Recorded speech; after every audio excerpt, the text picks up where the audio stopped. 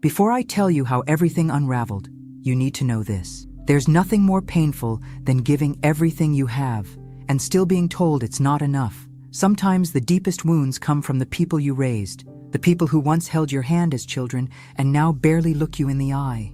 I was just trying to help, and I lost everything in the process. Stick with me to the end, and you'll see why walking away was the best thing I ever did.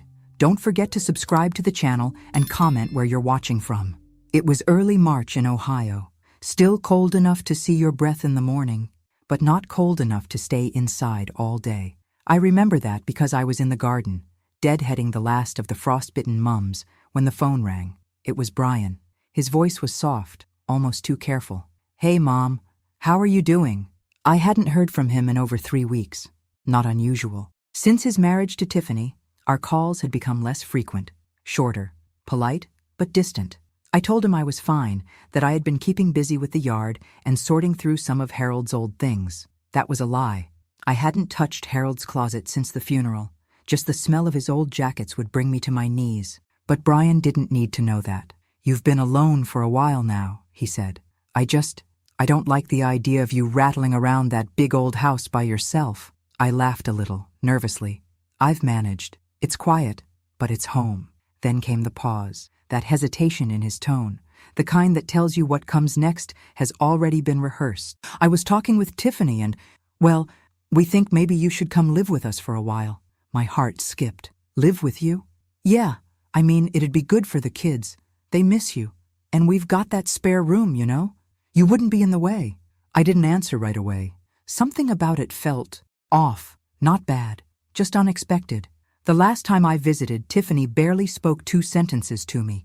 She was always busy, always somewhere else, always glued to her phone.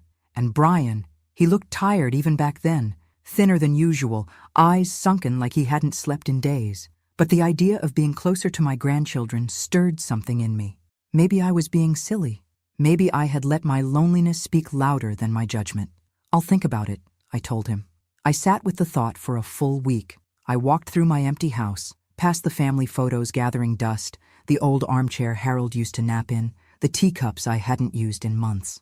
I thought about the nights where I made dinner for one and left the TV on just to hear another voice in the room. And then I made the decision. I packed a suitcase. Not everything, just enough for a long stay. I left my house the way I found it, quiet, a little sad but still standing. I drove down to Brian's place, 2 towns over, with a heavy heart and cautious hope. When I pulled up, no one came out to greet me. Tiffany opened the door after I knocked twice. She didn't smile. "You're early," she said, stepping aside. The house smelled like takeout and diapers. Toys scattered the floor.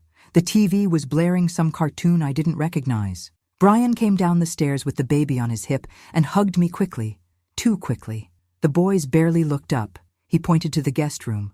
"We cleared it out for you. It's not perfect, but it's something." I stepped inside. It wasn't cleared out. There were boxes everywhere, a broken lamp in the corner, and an air mattress instead of a bed. No closet space, no place for my things. I smiled anyway. "It'll do," I said softly. I spent the first night lying on that air mattress, staring at the ceiling, listening to the sounds of a house I didn't belong to. I told myself this was temporary, that I was needed, that this was what family did for each other. But I couldn't shake the feeling that I had walked into something that had nothing to do with me being alone, and everything to do with them needing something from me. I didn't know it yet, but I had just stepped into a slow, quiet kind of betrayal, the kind that doesn't break you all at once. It chips away, day by day, until there's nothing left to give. The days that followed were filled with small silences and subtle dismissals. I tried to be helpful, offered to cook, to clean, to watch the boys while Tiffany scrolled endlessly on her phone or disappeared upstairs for hours. But nothing I did seemed to land right. Tiffany barely looked at me, and when she did, her expression hovered somewhere between forced politeness and quiet irritation. Brian was always busy, either working late, pacing the kitchen on tense phone calls, or retreating into the garage with a beer in hand. I asked him once if everything was okay, and he gave me a half smile that didn't reach his eyes. "We're just stretched thin, Mom. You know how it is. 2 kids, bills, work. It's a lot." I nodded. I did know how it was. I raised him through tougher years than this, with far less. But I didn't say that. I just kept smiling, kept offering to help in whatever way I could. One morning, Tiffany stopped me in the hallway. "Hey, do you mind not using the washer during the day? The electric bill's been really high." I blinked. Of course, I didn't realize. I only did one load. "It's fine," she cut in, walking away before I could finish. Another time, she sighed audibly when I left the bathroom light on for too long. Then it was the heating, then the water.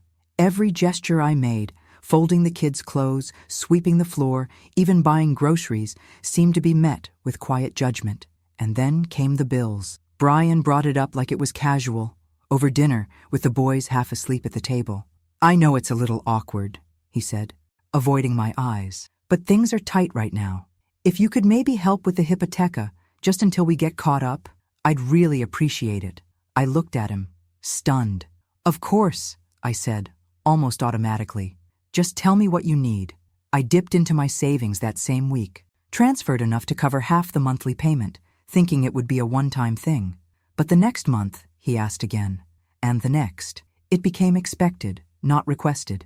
I didn't protest. I wanted to help. I told myself that's what mothers do. But deep down, I began to feel like a line had been crossed, not by the request itself, but by the coldness with which it was received. I began to see things I hadn't noticed before. Brian's phone buzzing late into the night, his quick switch to another tab when I passed behind him at the kitchen counter. Tiffany's shopping bags from stores I knew weren't cheap, despite her constant complaints about money. And always, the tension that seemed to hang in the air like humidity, heavy, invisible, suffocating. One evening, I made a roast, the kind Brian used to love when he was little. I set the table, even folded napkins like I used to at home. I thought, maybe this would be a way to connect, to soften the edges. But Tiffany didn't come down until after we had eaten. She glanced at the empty plate I had saved her, looked at me and said, "Next time, just ask. I don't really eat red meat." She didn't touch the food, just grabbed a protein bar from the pantry and went back upstairs. I sat at the table long after everyone had left, staring at the untouched roast, listening to the dishwasher hum in the background. I wasn't wanted here. I was useful, a wallet, a babysitter, a maid, and yet I stayed because I loved them. Because I still thought I could make it work. But the walls were already cracking, and I hadn't yet realized how little I was truly seen. The moment that would shatter everything was just around the corner, and it would come from the mouth of the one person who had always made me feel invisible. It happened on a Thursday. The boys were cranky that day. Too much screen time, too little fresh air. Tiffany had barely emerged from the bedroom, and Brian had been glued to his laptop in the kitchen since early morning. I spent most of the day calming tantrums, cleaning spilled juice, and folding laundry that wasn't mine. By dinner, I was exhausted. I made chicken casserole, the kind that feeds a family and stretches the leftovers. I set the table like always, called everyone down, and tried to pretend like this was normal, that I belonged. Tiffany sat across from me, scrolling through her phone between bites. Brian chewed in silence, his eyes fixed on the screen of his laptop propped beside his plate. The kids bickered, poked at their food, and eventually got up before finishing. Trying to make conversation, I said gently, "You know, if we all sat together more often for meals, maybe the boys would eat better." Tiffany didn't look up. Brian cleared his throat. "We're just a little overwhelmed, Mom."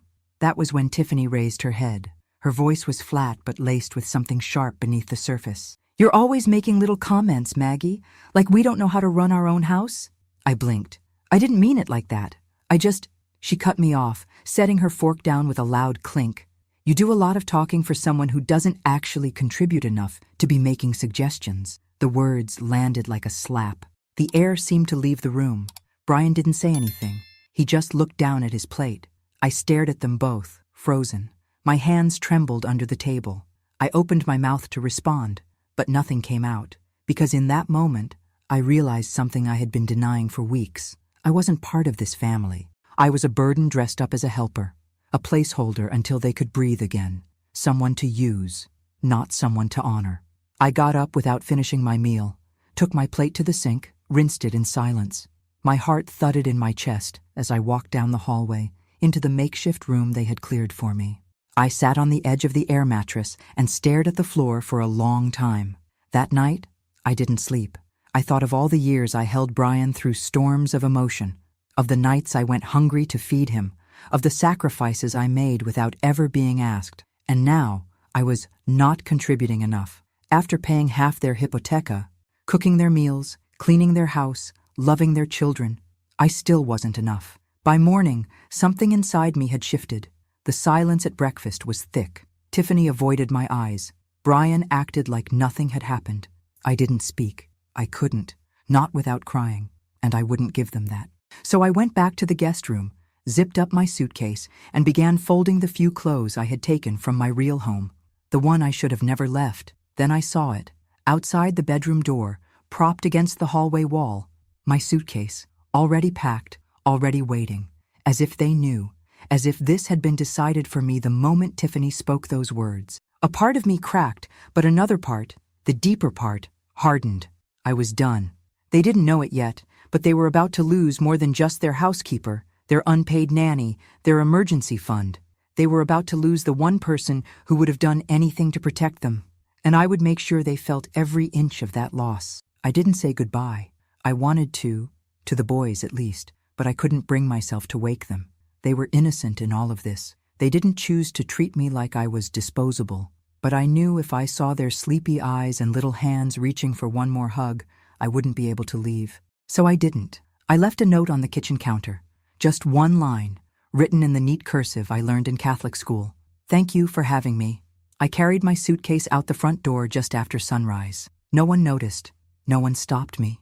Brian didn't come down the stairs. Tiffany didn't peek from the bedroom.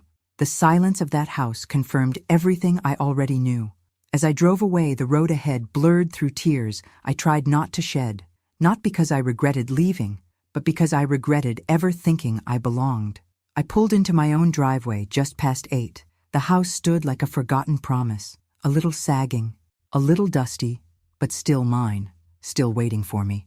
I opened the front door and was hit with the smell of old air and time, the kind of silence that echoed.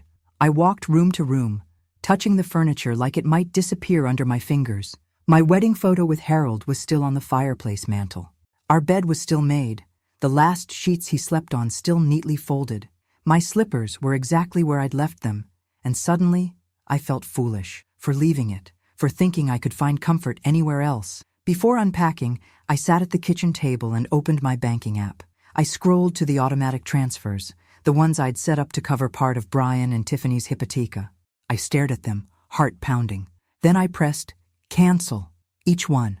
Click, click, click. And then I sat there for a long time, listening to the silence settle around me like a blanket.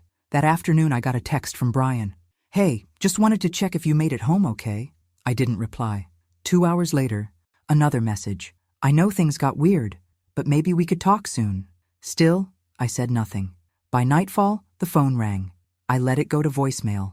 No apology, no acknowledgement of Tiffany's words, just concern that his safety net had walked out the door. I heated up a frozen meal and sat at my own table for the first time in months. I didn't eat much, but I swallowed every bite with the kind of pride I hadn't tasted in years. They thought they could dismiss me like I was an old couch too worn to be useful, but they'd made one mistake. They thought I would stay quiet. They had no idea what losing me would cost them, and I was only beginning to realize the value they'd overlooked. The next time I heard from them, it wouldn't be a casual check-in. It would be a desperate cry for help. The first week back home felt like waking up from a long, aching dream. I cleaned every room, top to bottom, not because it needed it, but because I needed it. I needed to reclaim the space, to remind myself that I existed outside of their expectations, that I had a life before I became their solution. But even with the windows open and the sun warming the hardwood floors, the silence was heavy. I missed the boys, their laughter, their tiny hands tugging at my sleeve. I missed their messy questions and unexpected hugs. I didn't miss Tiffany's glares or Brian's passivity, but the kids, that hurt. A few days later, I bought them a gift. I know what you're thinking. They didn't deserve it. Maybe not, but the boys did. They had no idea what their parents had done, no idea what had been said behind closed doors or what it felt like to be discarded by your own son. So I ordered 2 new iPads, preloaded them with educational games and drawing apps, and added a soft leather case to each, navy blue for Jake, forest green for Liam. I wrapped them carefully, wrote a handwritten note, and paid extra for overnight delivery. The note said, "Even when I'm far away, I'm always right here. Love." Grandma! No response came from Brian. No text, no thank you. Nothing from Tiffany, of course, but I knew they received the packages. I had tracking confirmation. A week later, I saw the boys on Tiffany's Instagram story. They were playing on the iPads, grinning ear to ear. Tiffany hadn't tagged me, hadn't mentioned me, but I saw the smiles. That was enough for now. Then came the silence again. I busied myself with puzzles and books and long walks around the block. I didn't cry, not out loud, but every time I passed the hallway where Harold's coat still hung, I felt my throat tighten. And then one night, out of nowhere, I woke up with a strange pit in my stomach. Something told me to check my finances. I hadn't thought much about it since canceling the transfers, but I logged into my bank anyway and found nothing out of the ordinary. What did catch my eye, though, was an email alert from 2 months prior. One I hadn't opened in the chaos of moving. It was from my bank. A notification of a large withdrawal Brian had made, money that hadn't gone to the hypotheca. My heart raced. I dug deeper, pulled old statements. I wasn't sure what I was looking for, but I knew something was wrong. The numbers didn't add up. There were repeated charges for a company I didn't recognize, something with a vague name. I Googled it. It was a gambling site. I stared at the screen, stunned. Over a dozen charges, spread out over weeks, hundreds of dollars each time, sometimes days apart, all while I was under their roof, all while he was telling me how tight things were, while he let his wife belittle me, while I paid his bills. It hit me like a punch to the gut. He didn't just use me, he lied to me, not just by omission, but with full knowledge that he was funneling my money into a hole he couldn't crawl out of. And worse, he didn't even ask for help. He hid it, buried it under fake politeness and long silences. That night, I sat in the living room, lights off, the blue glow of the computer screen casting shadows on the walls. I thought of every time I believed I was helping him, supporting him, saving him, and realized he was letting me drown myself to keep his head above water. I didn't cry, I didn't scream, I just sat there. And for the first time in my life, I felt something I had never felt toward my own child. Resentment, not the sharp kind, but the slow, acidic kind that eats at your ribs. The kind that comes from knowing your love was weaponized. And I knew in that moment, nothing would ever be the same between us again. The next morning, I woke up changed. I didn't feel like myself, not the version of me that used to excuse, to soften, to look the other way. I felt sharper, colder, like something inside had finally snapped back into alignment after years of being dislocated. I didn't text Brian. I didn't confront him. What was the point? He'd just deny it, minimize it, blame stress or Tiffany or life. I knew how that dance went. I'd watched Harold do it with his own secrets more times than I cared to count. But this wasn't about Harold. This was about me. I opened a new savings account that day. One Brian couldn't touch, transferred everything I had left, closed the old one, canceled the card I'd once handed to him just in case, deleted every automatic payment that had his name attached to it. Then I changed the locks on my front door. It was dramatic. I knew that, but it felt right, like a ritual, sealing the space between the woman I used to be and the woman I was becoming. The calls started a week later. First, it was just Brian, casual check-ins, just wanted to say hi. Miss the boys? But I heard the edge in his voice, the tension. He wasn't just calling to chat. Then the questions came. Hey, did the bank call you? Something weird happened with my account. I think there's been a mistake with the hypotheca. Did you maybe forget to... I didn't answer. Let every call go to voicemail. The texts started stacking up like unpaid bills. Tiffany says you changed your number? Are you okay? You've been acting strange. Can we just talk? Please. No, we couldn't. I watched from a distance as the cracks in their perfect little house deepened. Tiffany started posting fewer photos. When she did, her smile looked tired, forced. The kids' clothes looked older, the backgrounds more cluttered. The tone changed. I could tell. The money was drying up. Then came the real sign, the one that hit me like a vindication I didn't even know I wanted. A letter from the bank, addressed to me by mistake, or maybe on purpose, since I'd once co-signed something I barely understood. Pre-foreclosure notice. I stared at the word delinquent like it was written in fire. That same night, Brian called again. I didn't answer. He texted instead. I know you're upset, but Mom, we need help, just this once. Please. No apology, no acknowledgement of the gambling, the lies, the betrayal, just desperation. And I'll admit it, a part of me ached to fix it, to make everything right, to be the mother who swoops in, who saves the day, who earns back her worth through sacrifice. But that part of me was dying, starved by years of one-sided giving. Instead, I sat down and wrote a letter. Not to Brian, not to Tiffany, to myself. I listed everything I'd given, every bill I'd paid, every favor, every ride, every meal, every sacrifice. Then, beneath it, I wrote, and still, it wasn't enough. That sentence stared back at me like a verdict. It was the truth, and finally, I was done trying to rewrite it. They were about to learn what life looked like without me, and I was about to learn what life looked like when I chose me first. I disappeared. Not physically. I was still in my home, still walking the same streets, still buying my groceries at the same corner store. But emotionally, digitally, spiritually, I vanished. I shut down Facebook, blocked Brian's number, changed my email, turned off notifications for everything. I needed silence, not the heavy, painful kind I'd lived with since Harold died, but a new kind, clean silence, the kind that makes space for something better. I started small, a walk every morning, just 20 minutes through my neighborhood, past the same mailboxes and barking dogs and hedges I'd seen 1,000 times before. But now, with different eyes, the air felt colder, crisper, like it had more truth in it, like it could cut through denial. Then I signed up for therapy. Not because I was broken, though maybe I was, but because I needed someone to talk to who wouldn't try to manipulate me, guilt me, or demand anything from me. I cried through the first 3 sessions. I hadn't cried in front of another human being in years. I told her everything.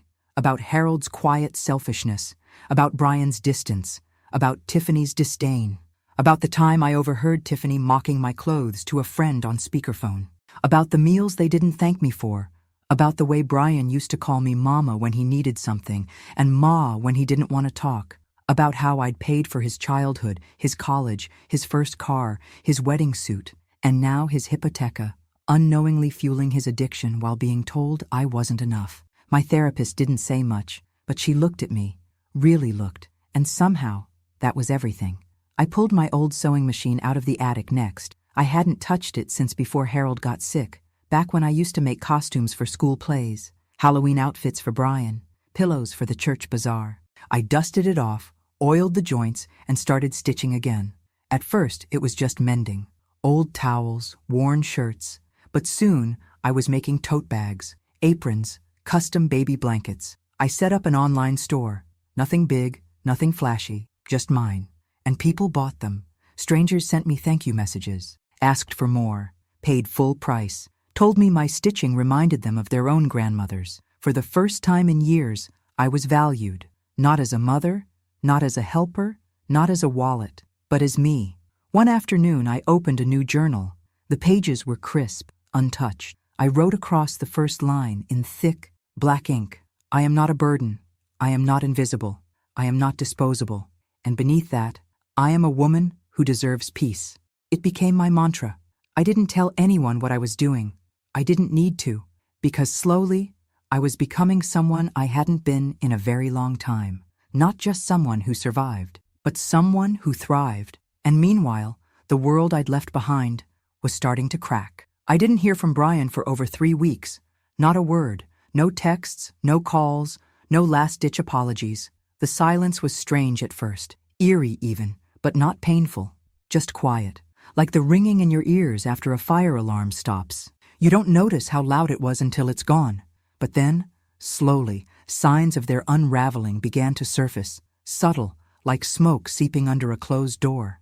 Tiffany's Instagram changed. She used to post curated photos of the boys in matching outfits, latte art, new home decor, all bright filters and toothy smiles. Suddenly there were fewer pictures, the captions got shorter, the smiles disappeared, and then, nothing.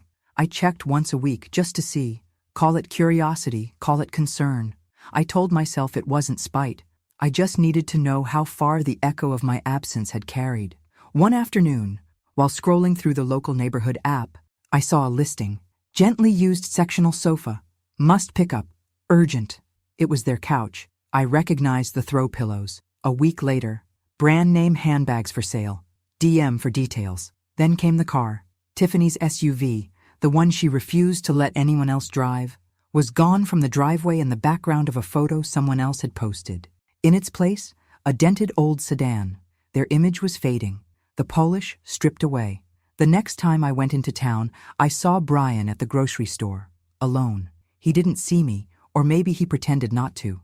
He was wearing the same hoodie I'd sewn a patch onto 3 winters ago. His cart had generic cereal, frozen pizza, baby wipes, no steaks, no wine, no organic anything. He looked tired, pale, hollow. I watched him from behind a display of canned soup, and for one fragile second, something in me wanted to walk up to him, say hello, ask how the boys were, offer to help. But then I remembered Tiffany's voice, crisp and cutting. You don't contribute enough to be making suggestions. So I let him pass. That night, I cooked myself a real meal, not frozen, not microwaved. I lit a candle, poured a glass of wine, set the table with the good plates, just for me. The house was warm, safe, peaceful, and then, on Christmas Eve, a knock at the door. I wasn't expecting anyone. I peeked through the window, no car in the driveway. A delivery box sat on my porch, large, wrapped in brown paper. Inside were 2 smaller packages, one addressed to Grandma, the other to Mimi, the nickname Liam had started calling me when he was still learning to speak. My breath caught. Inside, the same iPads I had sent them weeks ago, carefully wrapped again. But now they had been decorated, stickers, glitter. One of them had a note written in big childish handwriting. We miss you. Merry Christmas. Come back soon. I sat on the floor and wept, not for Brian, not for Tiffany, for the children, for what they were caught in, for what they didn't understand. I wanted to run to them, hold them, tell them none of this was their fault. But instead, I walked to the hallway closet, pulled out 2 new jackets I had bought on clearance and never mailed, and began to pack another box. I filled it with love disguised as essentials, gloves, books, warm socks, small toys, and another note. A grandma's love doesn't need permission. It's always yours. I dropped it at the post office the next morning. No return address, no expectation, just love, with boundaries. Because they had to learn. I wouldn't disappear, but I also wouldn't be their foundation anymore. They would have to rebuild it themselves. Christmas came and went in a way I hadn't experienced in years. Quiet, still, mine. I decorated the tree alone, hung Harold's favorite ornament near the top, and lit a single candle by his photo on the mantel. I didn't cook a feast, just baked my mother's cinnamon bread, the one she used to make on snowy mornings, and let the scent fill the house. There was no shouting, no chaos, no scrambling to impress guests who didn't care. There was only peace, but even peace has its shadows.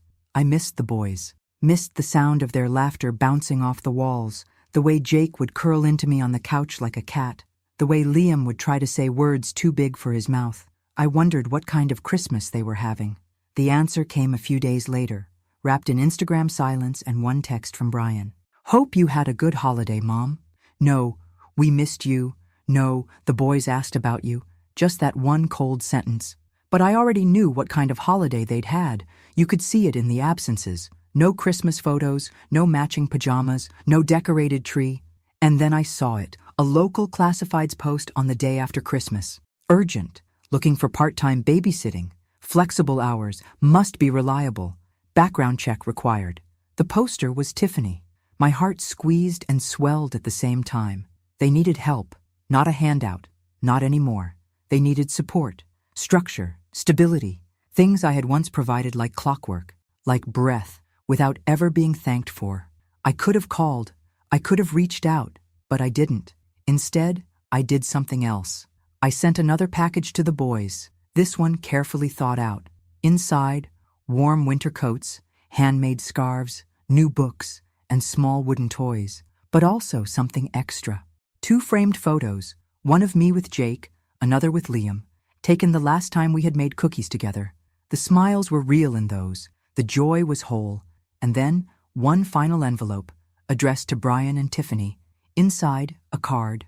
On the front, a watercolor painting of a tree losing its leaves. On the inside, handwritten in pen, Love isn't alone, respect isn't optional, and help isn't forever.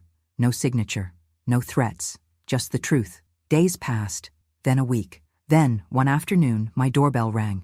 I opened it to find a box on my porch, no return label. Inside, wrapped in brown paper and Scotch tape, the 2 photo frames, returned. But the coats and books were gone, and on the back of the card I had sent, a new line had been added in Brian's handwriting. "We understand. We'll figure it out." I stood there for a long time, holding the card, heart thudding. He was starting to get it. Not fully. Not yet. But the cracks were turning into reflection. The next step would be painful, for him, for her, for the boys, but I wouldn't interfere. Sometimes love means stepping back far enough for them to fall, so they finally learn how to stand. The call came on a Tuesday evening. I was folding laundry, the humdrum kind of chore that fills silence without drawing attention to itself. My phone buzzed across the counter. I almost didn't answer, but something in me said to. Brian's voice was hoarse, like he hadn't slept. "Mom," he said, "please, I need to see you." There was no bitterness in his tone, no guilt-tripping, just something I hadn't heard in years. Honesty. I didn't say yes. I didn't say no. I just told him I'd be home the next day if he wanted to stop by. At p.m., I heard the sound of tires on my gravel drive. I peeked out the window and saw his car. Not the old SUV, but a compact sedan that looked borrowed or bought cheap. He walked up the steps slowly, like his body was heavier than it used to be. When I opened the door, I barely recognized him. He'd lost weight. His eyes were sunken, his cheeks pale. The confident slouch he always wore, the one he picked up sometime after marrying Tiffany, was gone. In its place was something raw, stripped. "Can I come in?" he asked. I hesitated, just for a second, then stepped aside. He sat on the edge of the couch like it might reject him, held his hands in his lap, wringing them. "I messed up," he said. "You don't need to say it. I already know." I stayed silent. He looked around my house like he was seeing it for the first time. The worn armchair, the stack of books on the coffee table, the candle still burning on the mantel. "I didn't realize how peaceful it was here," he said quietly. Still, I didn't speak. And then he broke. "I'm in trouble, Mom," he whispered. I think I'm addicted to online betting. I tried to stop. I swear I did. But every time I felt overwhelmed, I'd pick up the phone. And Tiffany, she doesn't understand. She just wants the money back. That's all she ever talks about." He paused, choked on his words. "I ruined everything. The house is behind on payments. The kids ask why there's no heat some nights. Tiffany's talking about moving back to her mother's. I don't know what to do." And then came the question I'd been dreading, the one I knew was coming. "Can you help us? Just this once. We just need a little push. I swear I'll pay you back." I looked at him, really looked. This was my child, my baby, the boy I once rocked through fever and fear, now drowning in choices I couldn't make for him. And yet, I stood slowly, walked to the front door, opened it, and said, softly, but firmly, "Not today." He froze, blinking. "I'm not saying never," I said, "but not today. Not until you understand what it cost me to sit in this room alone while you let someone else humiliate me in yours." He tried to speak, but I raised a hand. Raised. "I loved you through every stage of your life. I sacrificed without asking. I gave until I disappeared, and you watched it happen. You let it happen. So now, you'll have to live in the silence you created." A tear slipped down his cheek. "I'm sorry," he whispered, and for the first time in a long time, I believed him, but it wasn't enough. He left 10 minutes later, didn't slam the door, didn't stomp, just walked to the car like a man learning how to carry the weight of his own mistakes. That night, I cried, but not for him. I cried for the mother I used to be, the one who thought love meant endless forgiveness. That woman was gone, and in her place stood someone new, someone ready to set the terms. 3 weeks passed, no calls, no texts, just silence. But this time, it didn't feel like punishment. It felt like space, a quiet between storms, a space for him to sit with himself, and for me to decide what I needed. Then one morning, just as I was about to head to the post office, there was a knock. I opened the door, and there he was, Brian, hair longer, beard unkempt. But his eyes, they were different, not desperate, not manipulative, just tired, honest. "Can I come in?" he asked. I nodded. He sat on the couch again, but not like a stranger. This time, like a man asking for the floor beneath him. I started going to meetings, he said. Gamblers Anonymous, every Tuesday and Saturday. I said nothing, just listened. I sold the SUV, canceled the credit cards, got a job doing deliveries at night. It's not much, but it's something. I'm trying, Mom. I really am. I waited. I knew there was more. I'm scared, he said. We're behind 2 months on the hypotheca. Tiffany, she's angry all the time. The boys hear everything. I don't want to lose them. He looked up at me raw. I need help, but this time I'm not just asking for money. I need structure. I need you to teach me how to be responsible, how to stop depending on everyone else. I swallowed hard. This was the moment, the crossroads. I stood, went into the kitchen, and returned with a folder. Inside, a payment agreement, a budget plan, a printed list of rehab clinics, and a separation checklist. He opened it slowly. His eyes widened. What's this? My terms, I said. I'll pay the past due amount on the hypotheca, just enough to keep the house from being taken. One time. That's it. From here on, you're in control of your money. I'll help guide you if you show up. But if you miss one therapy session, one group meeting, if I catch one charge on your account from a betting site, I won't, he cut in. I didn't flinch. If you want this help, I said, you also separate your finances from Tiffany. Completely. No joint accounts, no shared cards. You handle your side. She handles hers. He hesitated. That's not going to go over well, he muttered. That's your call, I said. But if you stay tangled in her chaos, I'm out. His eyes darted back to the folder, the agreement, the checklist. His hands trembled. And then he nodded. Okay. And just like that, I saw something shift. Not forgiveness, not resolution, but accountability. We shook hands. He signed the papers. We set weekly check-ins. My rules, my timing. And then he stood to leave. At the door, he turned to me. I never realized how much I leaned on you until you stepped away. I smiled faintly. That's the thing about leaning, I said. It works until the person holding you up finally steps aside. He left in silence. I locked the door behind him, and for the first time in years, I felt like I'd won something, not by saving someone else, but by saving myself. One chapter left, and they still had one final lesson to learn. The weeks that followed were quieter than I expected. Not peaceful, not yet, but quieter. The air was still thick with tension, but there was a sense of anticipation, the kind you feel right before a storm breaks. You can sense the pressure, the weight of something big about to change. Brian kept his word mostly. He showed up for meetings. He stuck to his budget plan.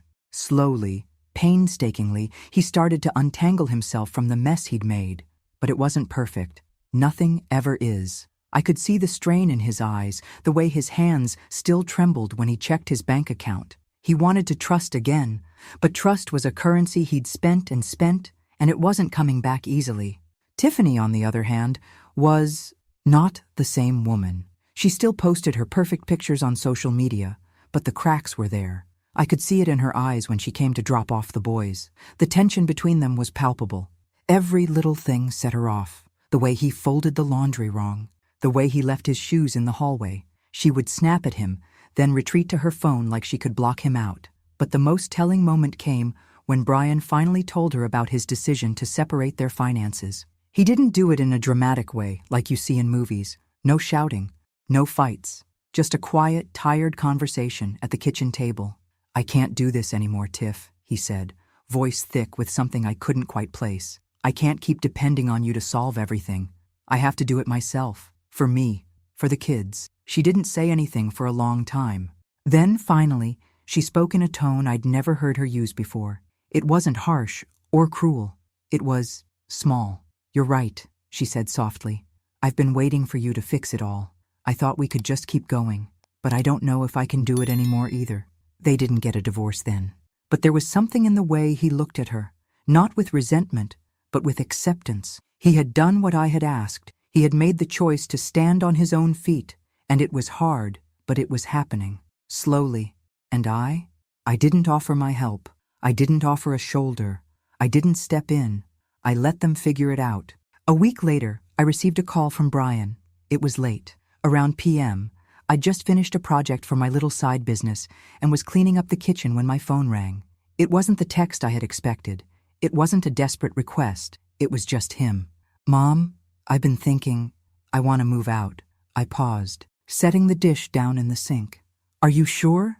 "Yeah," he said, his voice steady. "It's time. I can't keep living under this roof like I'm just a guest. I need my own place. I need to be able to take care of my kids the right way. It's going to be hard, but I can do it. I want to do it." I took a deep breath. "You're right," I said, my voice tight but calm. "You can do it. I know you can." I didn't tell him what I was thinking, that this was the moment. This was the first real step toward the future I had been waiting for. Not for me, not for them, but for him, his future, his stability.